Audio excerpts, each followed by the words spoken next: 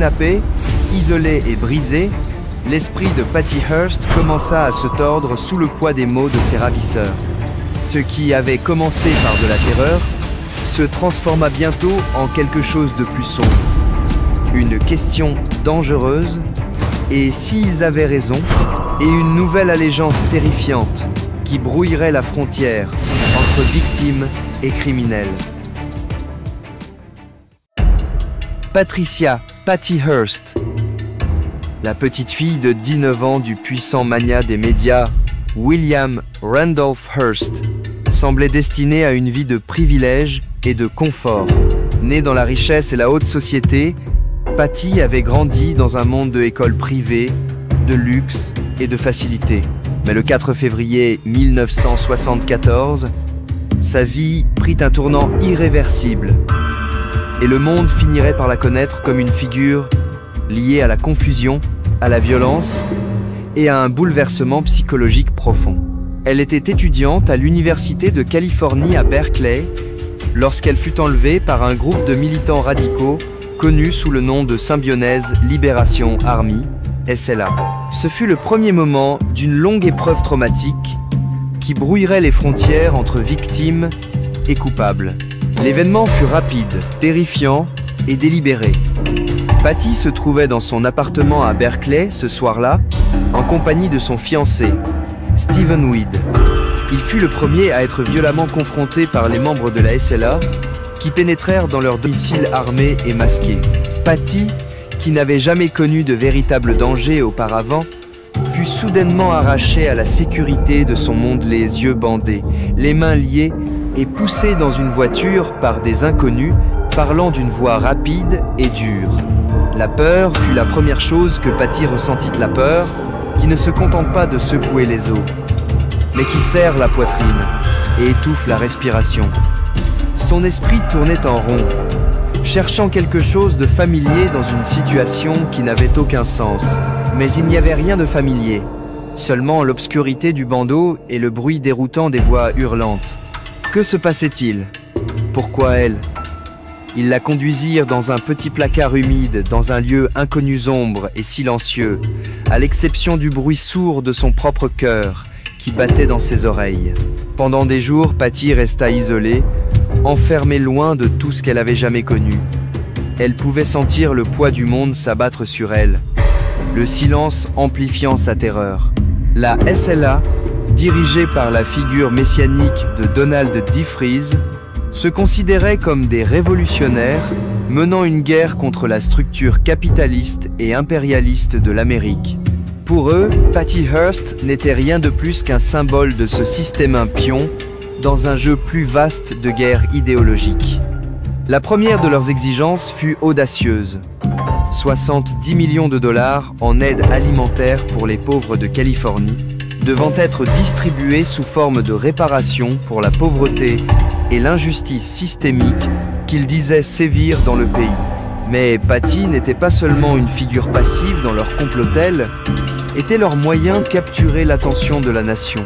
Sa famille riche, son nom de famille, sa connexion à l'un des empires médiatiques les plus influents du monde en faisait l'otage idéal pour leur cause. Pourtant, au début, Patty n'était qu'une jeune femme piégée dans un cauchemar de peur et de confusion. Les jours s'étiraient. Patty était soumise à des tirades verbales et à une manipulation psychologique intense. Ses ravisseurs alternaient entre menaces de violence et heures d'endoctrinement idéologique. Ils lui remettaient de la littérature révolutionnaire. Et à chaque heure longue et angoissante, ils exigeaient qu'elle absorbait des idées d'inégalité, d'oppression, la nécessité d'un changement radical. Leurs mots étaient implacables, conçus pour déchirer le tissu de tout ce qu'elle avait jamais connu. Lorsque Patty apparut pour la première fois dans une vidéo le 3 avril 1974, sa transformation fut choquante pas seulement pour le monde, mais pour elle-même. La caméra tourna, et Patty se tenait là, tenant un fusil, les yeux vides d'épuisement. Elle parla avec une étrange confiance troublante, déclarant son allégeance à la SLA et à leur cause. « J'ai rejoint l'armée de libération symbionnaise », annonça-t-elle d'une voix douce mais résolue. J'ai compris que le système est malade et qu'il est temps de changer. » Ces mots, prononcés dans sa voix délicate, semblaient une étrange contradiction à la jeune femme terrifiée qui avait été enlevée quelques jours plus tôt. La fille qui avait autrefois vu le monde en termes simples était maintenant une participante volontaire à une révolution armée. L'érosion psychologique de son identité était complète. Mais dans son esprit, Patty ne rejoignait pas seulement la SLA. Elle devenait autre chose, quelque chose qu'elle ne savait pas encore exprimer. Avait-elle été lavée de cerveau? Ou était-elle simplement tellement brisée, tellement affamée de sens qu'elle était prête à croire en tes ravisseurs lui disaient.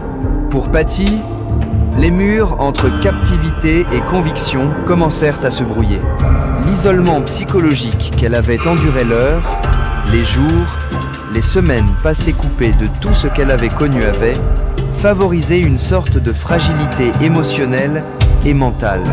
Ce n'était pas seulement le syndrome de Stockholm, c'était quelque chose de plus complexe, un effondrement complet de son sens de soi. Dans les premiers jours de sa captivité, l'esprit de Patty était une tempête chaotique de confusion et de terreur. Le poids de son impuissance pesait sur sa poitrine, et chaque heure passée dans ce placard sombre et silencieux semblait s'étirer à l'infini. Elle n'était plus certaine de qui elle était, ni de ce qui lui arrivait. Les frontières entre captifs et ravisseurs se brouillaient alors que son sens de soi, autrefois solide, commençait à se désintégrer. Chaque mot que ses kidnappeurs prononçaient, chaque morceau de propagande idéologique qu'ils lui imposaient, semblait être une petite fissure s'ouvrant dans sa psyché, une fissure qu'elle ne savait pas comment refermer. Était-elle forcée, ou bien recevait-elle des réponses à des questions qu'elle n'avait jamais pensé poser? La frontière entre victime et complice commençait à s'effacer. Et au fond de cette incertitude, une pensée terrifiante commença à prendre racine.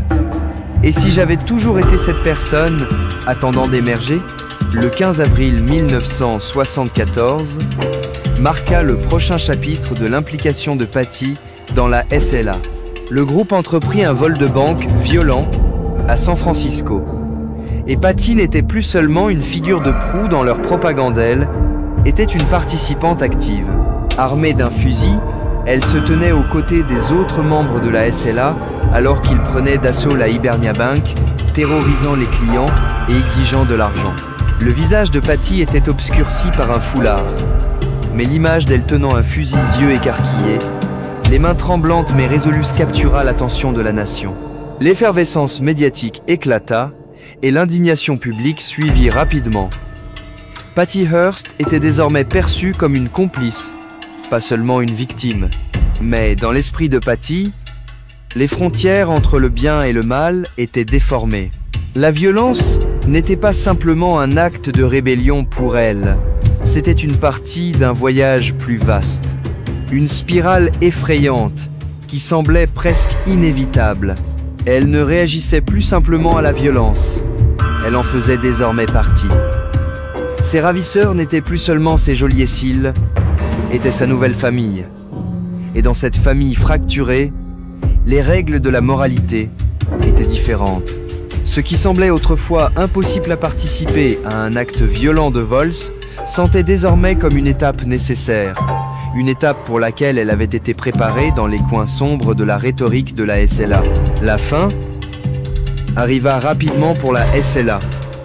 En septembre 1975, les forces de l'ordre avaient traqué et tué plusieurs membres du groupe. Patty fut arrêtée après une fusillade dans un appartement de San Francisco, entourée des corps de ses anciens camarades. Elle fut capturée et emmenée en garde à vue, tenant toujours un fusilin témoin silencieux de son état d'esprit fracturé. Son arrestation marqua le début d'un autre chapitre du cirque médiatique qui suivit. La nation était divisée. Patty Hearst était-elle la victime d'un groupe radical qui l'avait forcée à faire des choses innommables? Ou était-elle une complice volontaire des crimes du groupe? En 1976, Patty Hearst fut jugée et condamnée pour son rôle dans le vol de banque. Son équipe de défense affirma qu'elle avait été brainwashée, manipulée dans un état de soumission par ses ravisseurs. L'accusation, quant à elle, soutenait qu'elle avait librement rejoint la SLA et participé à leurs actions. Le procès exposa les profondes contradictions au cœur de son expérience.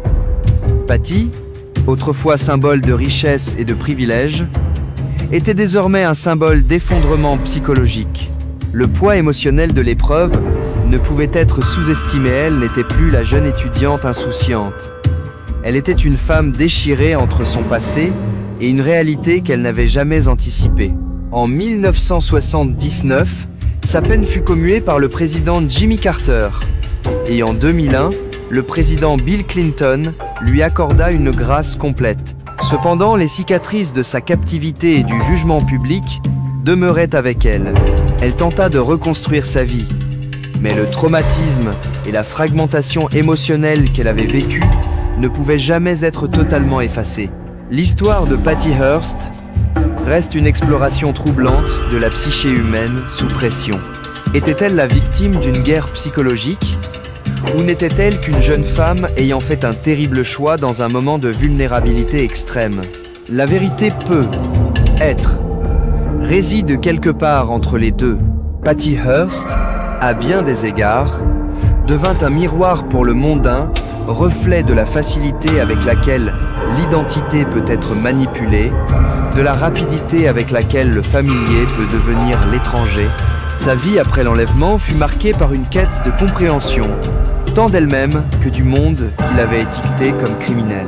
Mais la question demeure. À quoi ressemblait réellement sa vie après cela? Quiconque pourrait-il vraiment comprendre le profond tourment émotionnel qu'elle a enduré, ou l'âme fracturée et conflictuelle qu'elle portait avec elle?